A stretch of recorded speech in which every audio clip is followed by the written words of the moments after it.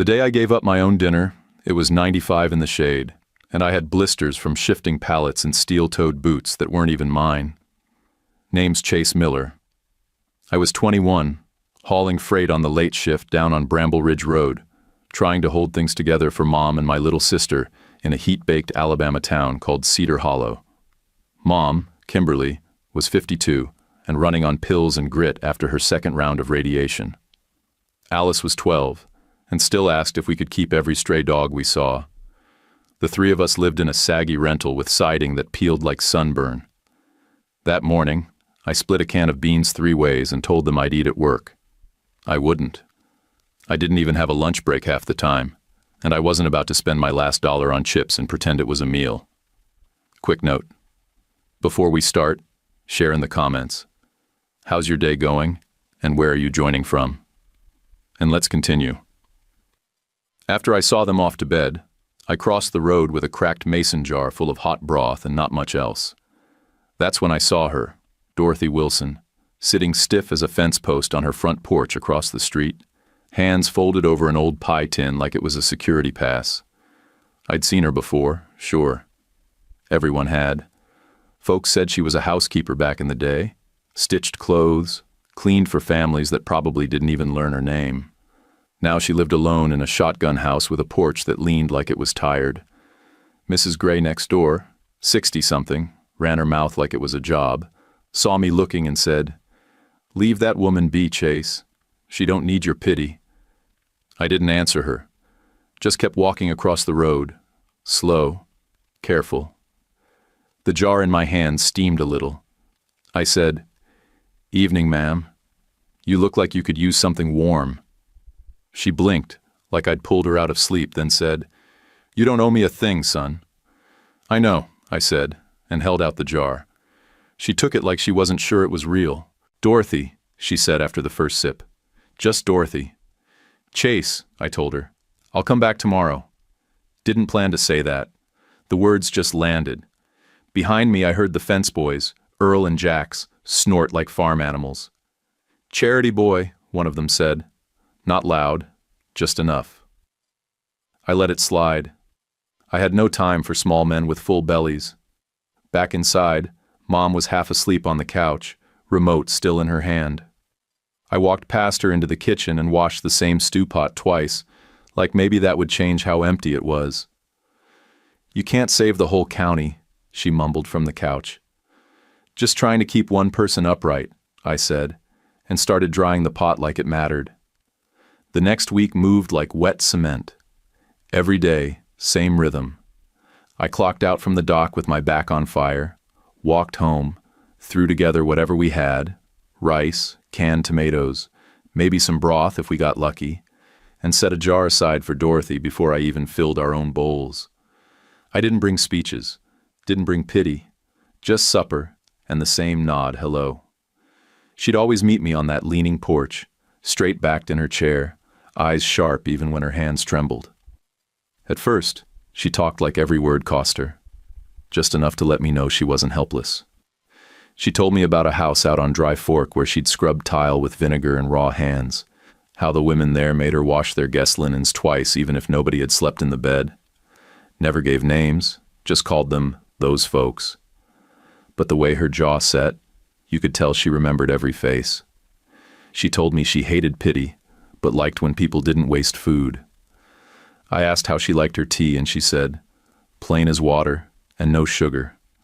I earned bitter. That stuck with me. One night I told her I was studying for the county search and rescue entrance test. I said it like it was nothing, just a thing I was doing on the side. But her eyes narrowed like she was measuring me. "Emergency services?" she asked. I nodded. "About time someone wanted to be found instead of lost," she said, and I swallowed that like medicine. Word got around fast, quicker than gossip had any right to. "Chase is feeding the Wilson woman." I heard it from 2 aisles over at Quince's Market. 2 women near the bread rack looked at me like I was writing checks from their accounts. One of them said, "He gives away his food?" The other whispered, "That old woman's half mad," like I was doing community service for a ghost. I didn't respond. Just picked up my bag of dry beans and moved to the register. It wasn't worth lighting a match in a store full of dry kindling.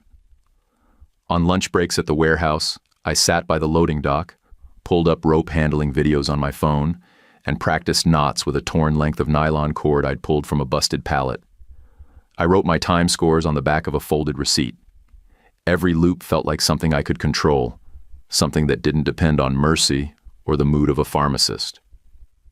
One evening, I was setting down Dorothy's jar when Earl and Jax, those same two fence-sitters who never missed a moment to run their mouths, called over. "You practicing for Saint School now?" Jax said, not even bothering to whisper. Dorothy's hand paused halfway to her mouth. Her spoon shook, and she looked at me like she expected me to take it. I stepped off her porch with my jaw tight and my boots loud on the gravel. "You got something to say? Say it to my face," I told them, calm as I could. But words don't feed. The silence hit harder than anything else. Their faces twisted up like kids who didn't get the last word, and they turned back to whatever it was they were pretending to do. When I climbed back on the porch, Dorothy didn't speak right away. Then she said, "Don't waste your breath on fellas who never spent theirs on work." That made me laugh through my nose, even with my fists still curled tight. Later that night, Mrs. Gray was out clipping coupons on her porch like she was carving stone. She didn't look at me but muttered, "People remember handouts, not who gave them." I looked right at her. "Maybe they'll remember the meal," I said, and she rolled her eyes so hard I thought they'd stick. Back at the house, Mom was sipping her meds slow, trying to stretch the dose like it was tea. Alice sat at the table doing spelling homework and asked if Dorothy had any grandkids. I told her I didn't know. Felt stupid for never asking. That night, after everyone went quiet, I pulled an index card from the drawer, wrote "check roof leak" for Dorothy, and stuck it to the wall beside my SAR notes. I didn't have much in the way of tools, just a flashlight, some tape, a bent screwdriver, but I figured if I could patch it for the night, it'd buy her some sleep. Laying in bed, I told myself not to get too close, that this was just neighbor stuff, a small good deed, nothing more. But the next night, when I grabbed that jar and crossed the street like always, I didn't even try to lie to myself. I was in, fully. Rain came down like the sky was dropping bricks. Thunder rolled in from Bramble Ridge, low and mean, and water crawled up the cracks in the sidewalk like it had a purpose. I was halfway across the road before I realized my left boot had a split. Didn't matter. I had a towel, a pan, and a stubborn streak too wide to turn back. Dorothy's porch light was out, but the door was cracked just enough to see her shadow hunched near the table. Rain had started slipping under the threshold, curling around her ankles. I stepped in without asking. "If it's my time, it knows my address," she said, voice steady but pale as old milk. "He can wait till I fix that," I muttered, dropping the pan under the worst drip and tossing the towel across the crack by the door. My breath hung like fog, and I could feel the cold creep into my collar. Her place was a study in stillness. One wooden chair, one chipped table, a Bible with its spine folding out, and a sewing tin with a busted hinge. In the corner sat a silver dictaphone that looked like it had seen more birthdays than I had. She coughed hard, the kind that folds a body. I got the little space heater going with the back of my hand and grabbed 2 dusty mugs from the shelf. The tea was stale and smelled like paper, but it steamed, and that was enough. That's when I saw the photo. It was tucked behind a cracked picture frame, half covered in dust like it had been waiting. Dorothy was in it, younger, hair pinned up tight, wearing a pale blouse. Beside her stood a little girl in a polka dot dress, smiling wide enough to feel it. She noticed me looking. "Rose," she said, so soft I barely caught it. "My granddaughter." She didn't finish the sentence, just stared at the picture like it had betrayed her. I looked over at the recorder. "That thing still work?" She gave a small nod. "Batteries are good. I talk to nobody on that thing when nights get long." "Can I check it?" I asked. She hesitated, then gave a tight nod. I clicked it on and hit play. At first, just static. Then her voice came through, scratchy but sure. "Rose, if time got away from you, I'm still right here. I set a cup out every night like you'll come through the gate." Dorothy didn't look at me, just closed her eyes while the sound filled the room. When it stopped, she said, "That's from months back. Didn't think I'd let anyone hear it." "I'm not anyone," I said, before I could stop myself. She didn't argue, just reached over and flipped to the next tape. This one was short. "You're still mine. No hard feelings. Bring a sweater to Cedar Hollow. The wind cuts." I swallowed something sharp and looked at the rain streaking down the window like it wanted in. We didn't talk for a long minute. The only sounds were the heater humming and the wind pushing at the door like it might come through. "I didn't leave," she said finally. "She did." I didn't ask why. She wouldn't have told me. Not then. The weight in her voice said it wasn't a story she owed me. The heater clicked off. I stood up and pulled the window tarp from my pack. Just a trash bag and a roll of painter's tape, but it would do the job. I sealed the worst corner while she watched. "Overkill," she muttered, trying not to smile. "Ma'am," I said, "that's my specialty." I checked the towel by the door. It was soaked through. I wrung it out on the porch and laid it back flat. She looked tired, like the kind of tired that sleep doesn't fix. But her hands had stopped shaking, and her cup was empty. I took that as a win. When the storm started thinning out, I checked the ceiling, then opened her front closet to see what I could patch with next time. Nothing useful, but I made a mental note to bring some extra trash bags from the warehouse. Maybe snag a weather strip if I could find one loose. "You always show up like this?" she asked. "Only when I don't know better," I said, and that got a quiet laugh from her. Walking home, the puddles hit my ankles, and the cold soaked through my socks, but my chest was calm in a way I couldn't explain. Not joy, not pride, just settled. I didn't do it because it made sense. I did it because it needed doing. By Saturday, the fence crew had stopped pretending they weren't watching. Earl leaned against the post like he owned the sidewalk, Jax with his foot on a cooler he hadn't opened in 3 days. They didn't throw words this time, just hung there, quiet, like they were waiting for something to drop. I stepped onto Dorothy's porch with her supper in one hand and a thermos of plain tea in the other. She nodded once, and I set everything down, turned to the fence boys without a blink. "If picking at people paid cash," I said loud enough, "y'all would own Quince's Market. Till then, eat your own words." Didn't raise my voice. Didn't need to. That sentence landed with weight. Earl smirked, but Jax looked down and rubbed his neck like I'd hit something real. Mrs. Gray was across the way, clipping coupons with that stone-faced look like she was grading everyone on the block. She muttered just loud enough, "Bold talk." I glanced her way. Talk doesn't put food on a plate. That was more for Dorothy than them. The old woman smirked behind her scissors and kept clipping. At the market that afternoon, the whispers came in again. One lady at the checkout line nudged the other and said, "That's the one who gives away his own dinner." Like it was a crime to be short and still share.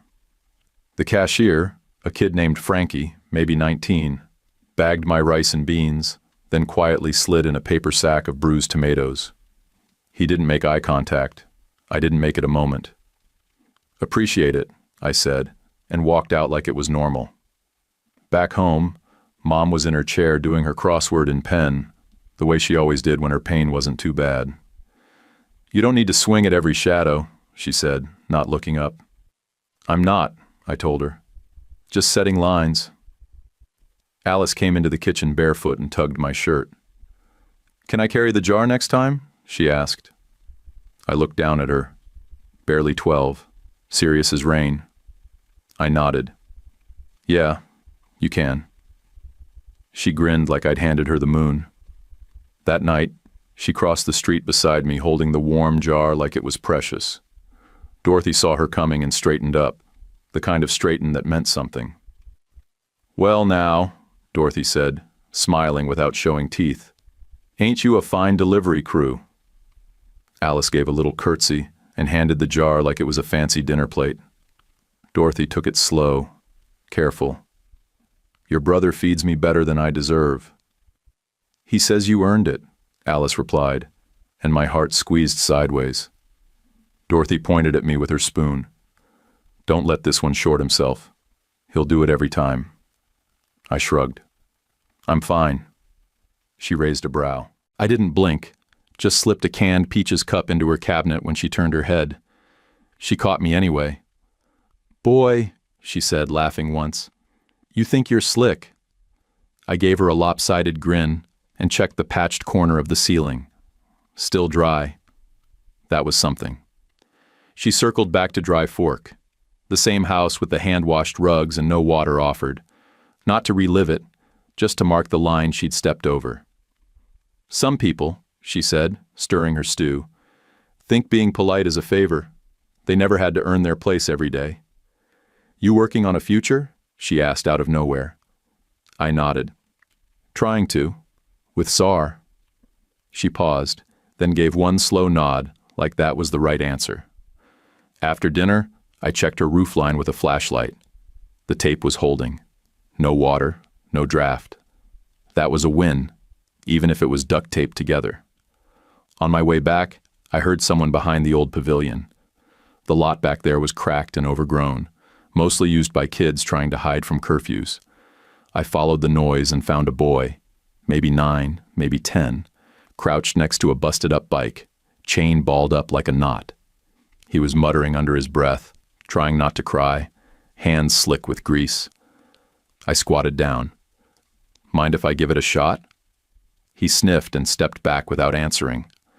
I flipped the bike, worked the chain loose, reset the axle, and wiped the gears with my sleeve. Then I handed him my rag. He looked at it, then up at me. What do I owe you? Get home before your mama worries, I said. He nodded, grabbed the handlebars, and took off without another word. As I turned to leave, I heard a cough behind a screen door. Mrs. Gray was at her window, one eyebrow up. Good work, hero, she said, like the words were allergic to her mouth. Then she cleared her throat and shut the curtain before I could reply. 3 nights later, right around midnight, somebody pounded on our front door, desperate and loud. I was still dressed, half asleep on the couch, and Mom sat up coughing before I even got to the latch. It was Ronnie Turner, maybe 10, soaked to the knees and out of breath. Copper ran off, he choked out. Daddy left the gate open, and he took off toward Dry Fork, I think. I didn't wait for the rest.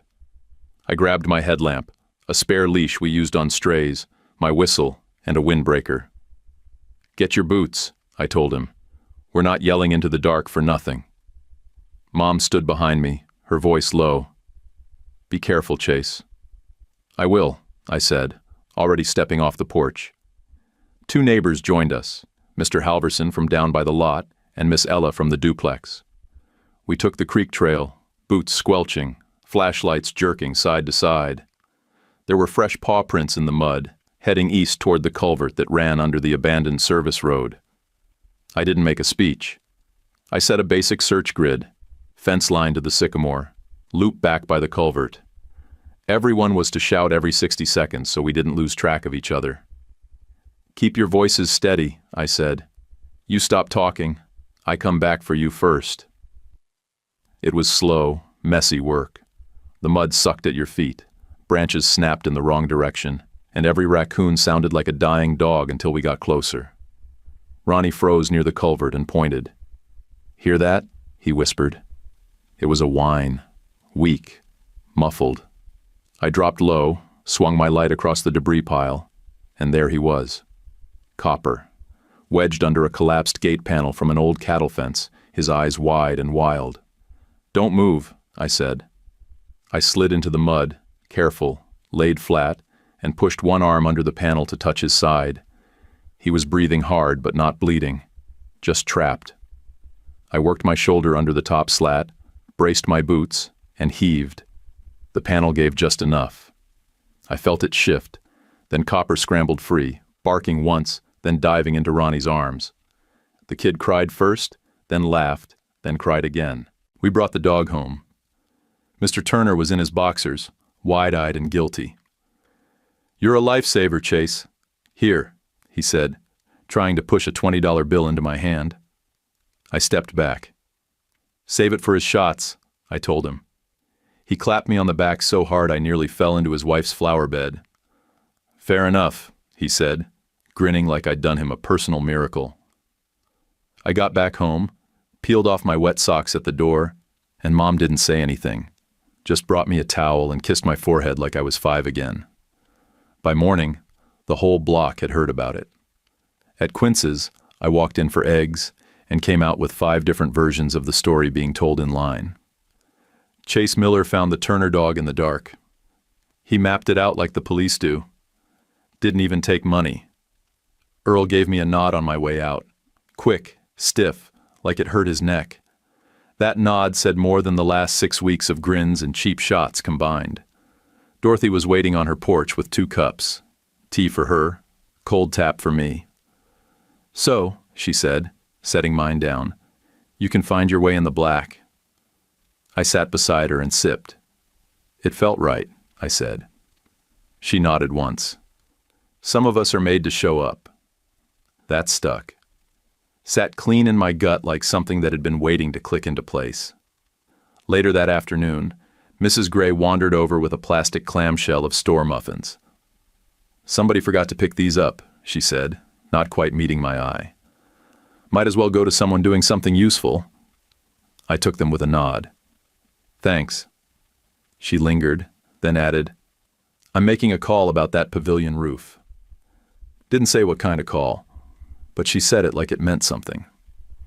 At work, the foreman, Reed, a man who never smiled, pulled me aside by the punch clock.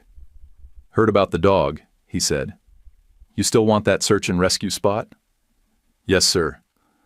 I'll move your Friday to Monday. You'll have time to make that practice thing out by the quarry.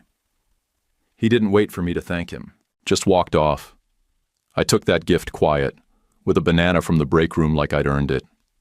Maybe I had. That night I crossed the road to check on Dorothy before locking in.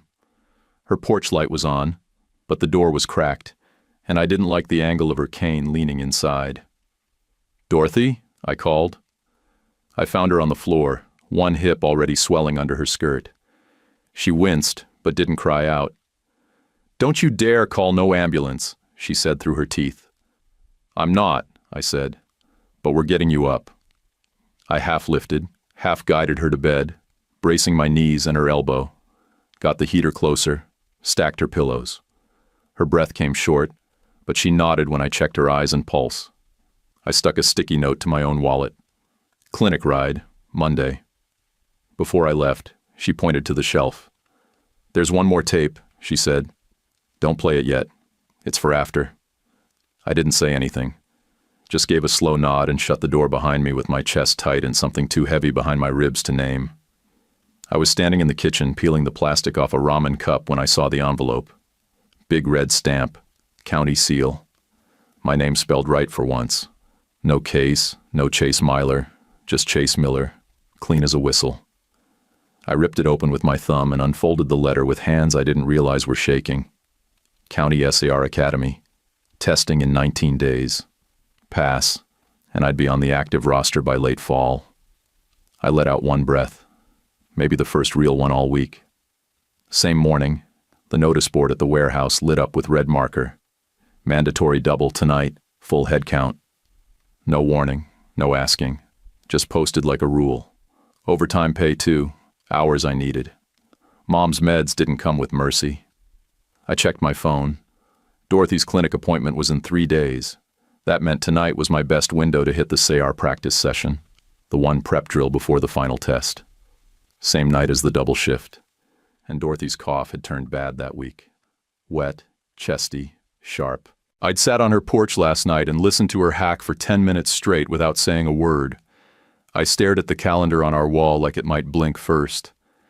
Count the cost and pay at once, Mom said behind me. She didn't tell me what to pick. She never did. Just gave me the line. Same as always. Alice slipped a folded paper into my palm while I tied my boots. You can't read it till you're mad, she said. I wasn't mad, not exactly. Just stretched thin. At Quince's, I grabbed broth, pain patches, and a sleeve of saltines. Mrs. Gray was restocking the can rack like she owned the place. "You look like a man losing sleep," she said, not even turning her head. I knew what she meant. If I needed a ride, she was offering in her own sideways way. I tried calling the foreman, got the same canned voicemail. Tried the clinic, no reschedules before the following week.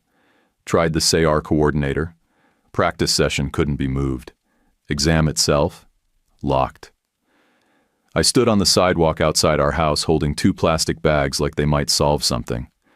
I didn't move for a full minute, just stared across the road until the light came on in Dorothy's window. I crossed over and knocked once, then let myself in. She was sitting up with a blanket over her lap and a half-finished jar of tea beside her. "You're looking at a choice," she said, eyes not leaving mine. "3 of them," I said, "and only one I want to make." She didn't interrupt, just waited. So I told her. All of it. The job shift, the SAR window, the cough, the pressure building behind every hour I couldn't afford to lose. She set the jar down like it was glass and said, "You'll make a dozen of these in your life. Make them clean.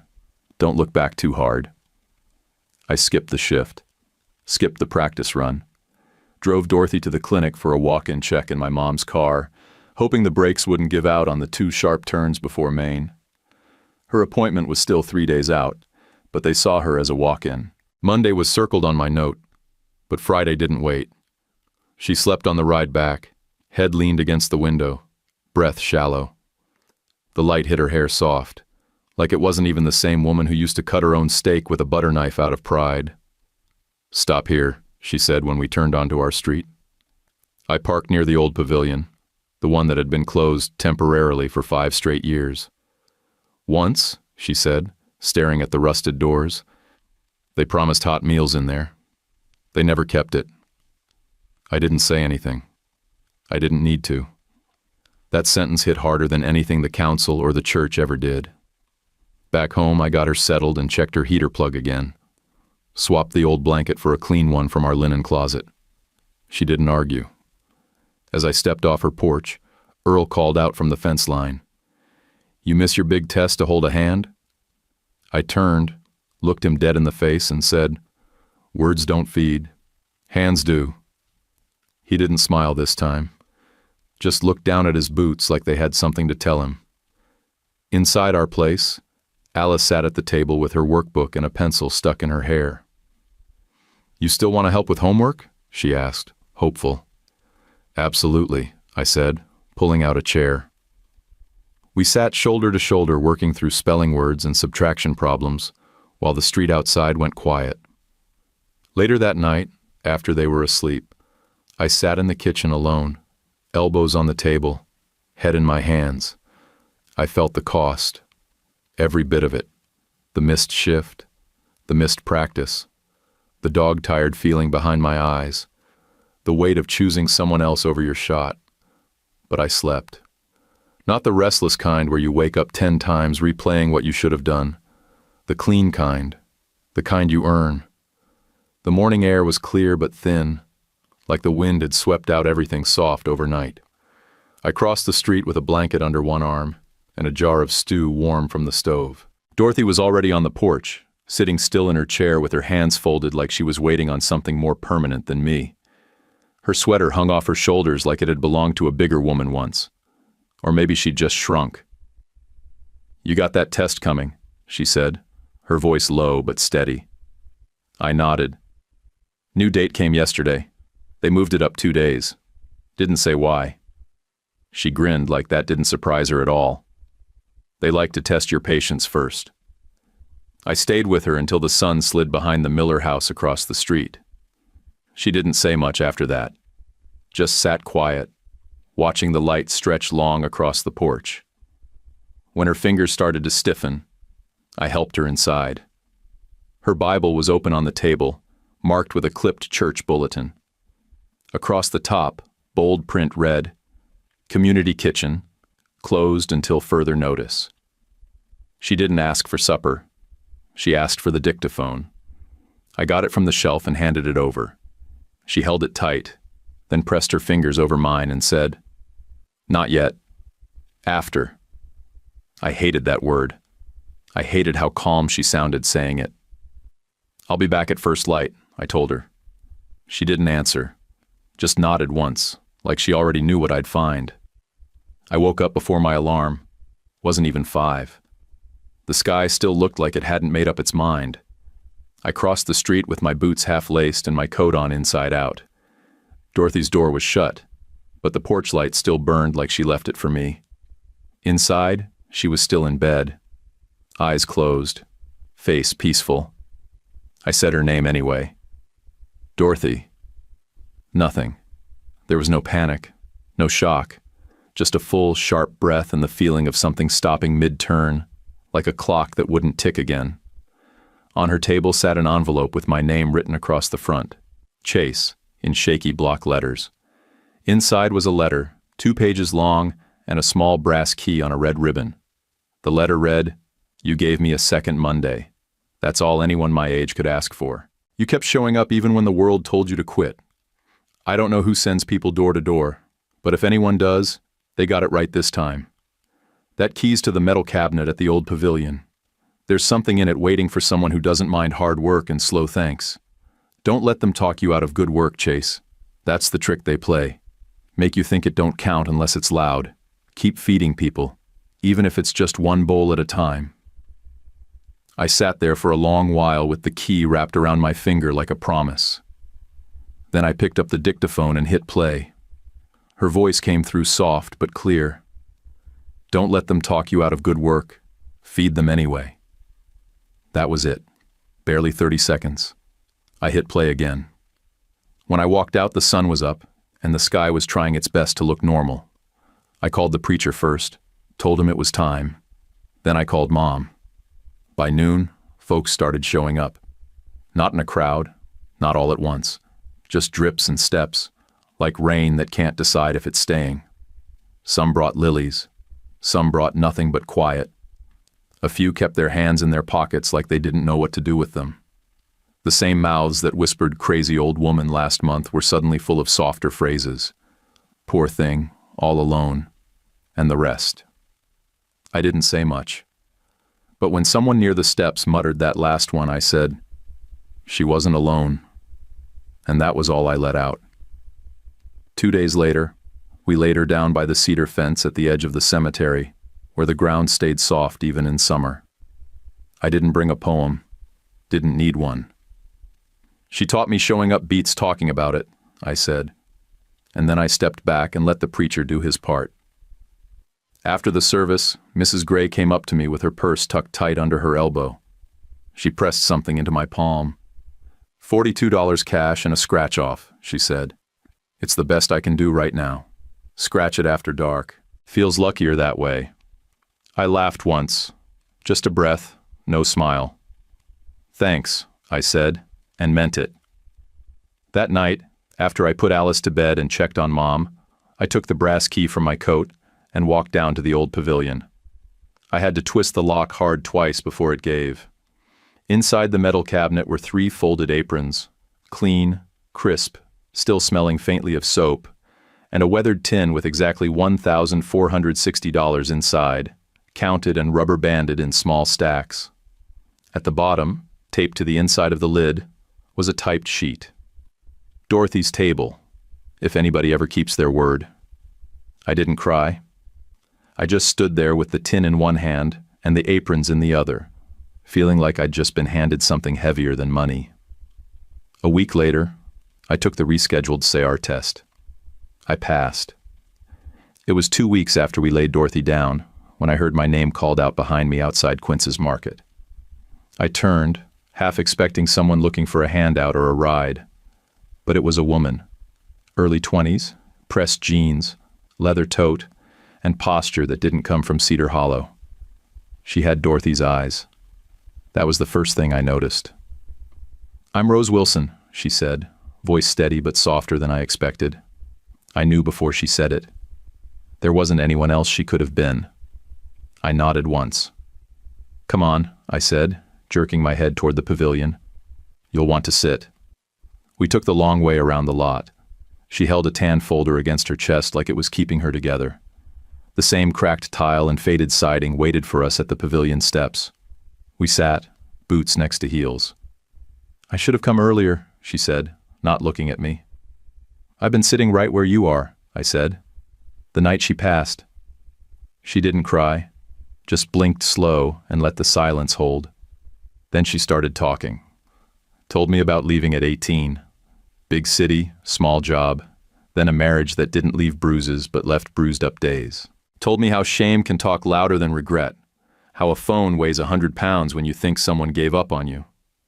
She pulled out a postcard from her wallet. Edges curled, writing faded but still legible. One line stood out in bold strokes. "If time got away from you, I'm still right here." "I carried this till it nearly turned to paper dust," she said. Never mailed a word back. I didn't say anything. I figured she'd already told herself off more times than I could. She said she found my name on a folded page at the clinic. Dorothy had told the nurse, "If something happens, the boy with the steady hands gets the key." I reached into my coat and handed her the ledger and the tin. She opened the lid like it might break. Inside, everything Dorothy had written, tight loops, firm letters, dollar amounts, meal counts, names of people who'd promised to help back when the kitchen was supposed to open. "She kept every bit of it," Rose whispered. Then she opened her own folder. Inside was a county-issued notice. Pavilion declared surplus property. I scanned it twice. "If no community claim is made by end of quarter," she said, "they're selling it off." "To who?" "My cousin already filed a request. Wants it for storage," she said, putting air quotes on the word like it tasted wrong. My jaw clenched. "You can't store what you never built." She also had a typed apology, meant for the church and for Dorothy. Didn't say much, just a single page of regret and redirection. "You won't get to say it to her," I said, "but you can say it to the room we're going to make." She looked at me hard, like she wasn't sure if I meant it. Then I pulled out the old recorder. Hit play on the first tape. Dorothy's voice filled the air between us. Rose covered her mouth halfway through, tears starting just before the line, "Bring a sweater to Cedar Hollow," made her laugh through them. "She never stopped making room for me," she said, wiping her cheek with the sleeve of her jacket. We walked the building together. Dead bulbs hung like teeth. The cracked tile underfoot groaned in places. The counter still had outlines where coffee urns once sat. I could see it. Line of folks, steam rising from trays, a door that stayed open. She saw it too. I took the ledger to the county clerk's office the next day. A woman named Nadine looked it over with squinted eyes and a slow finger running down every line. "You've got more documentation than most full committees," she said. That wasn't a yes, but it wasn't a no either. She gave me a packet of forms with highlighted boxes. I called it homework and took it with both hands. Back at the warehouse, I pinned a flyer near the time clock. Clean up Saturday. Dorothy's table needs hands, not words. Mrs. Gray saw it an hour later and found me out by the dock. "I'll shake the lizard at the council meeting," she said, dry as ever. "Shake what?" She waved her hand. Old saying, I think. Don't ask too many questions. That night I told Mom the plan. She didn't interrupt, just listened, then let out a long sigh like a tired person who still believed things could change.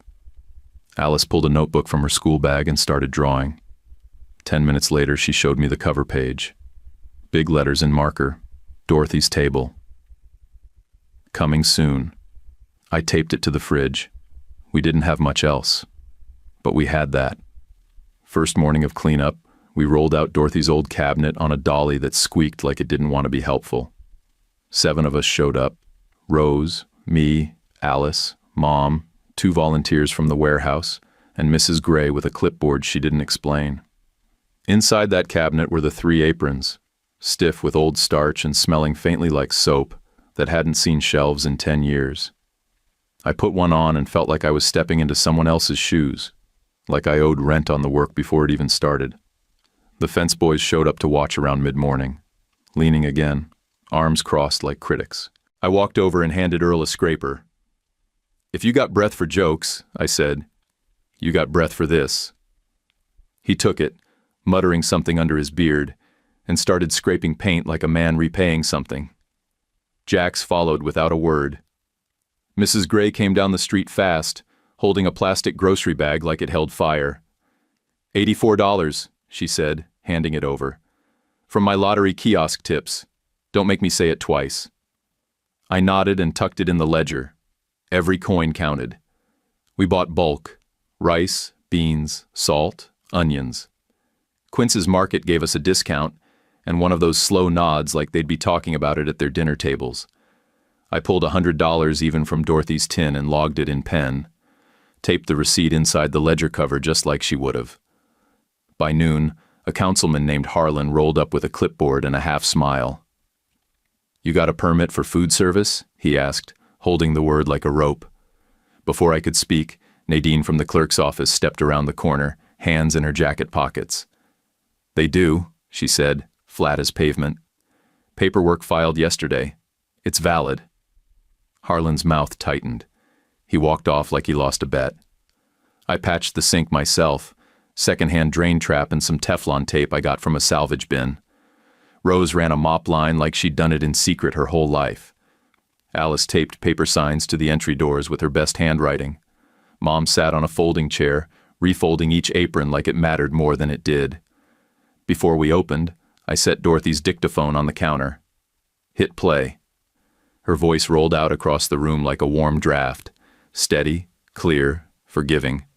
She spoke slow, like she knew she was being heard for real. "Feed them anyway." Every back straightened. Every breath slowed. You could have heard a prayer drop. Then the lines started forming. Old folks, young ones, families, loners, the proud, the worn out.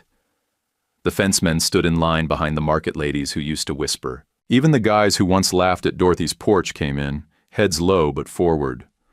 When Earl reached the front, I ladled him a bowl of red beans and rice, solid and hot. He looked me dead in the face, eyes red.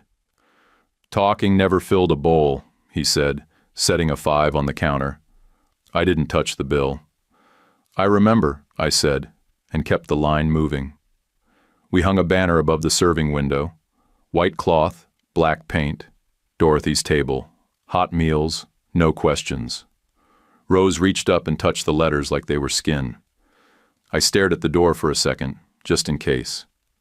Half of me still expected her to walk through it, apron tied, ready to correct my seasoning. After the rush, Harlan came back, this time with a fire inspector. They walked the perimeter, took photos, made notes. I didn't blink. 2 exit signs are dead, the inspector said, writing it down. Then he popped his trunk and handed me a box of old bulbs. "Found these cleaning out my garage. Might fit." I took them.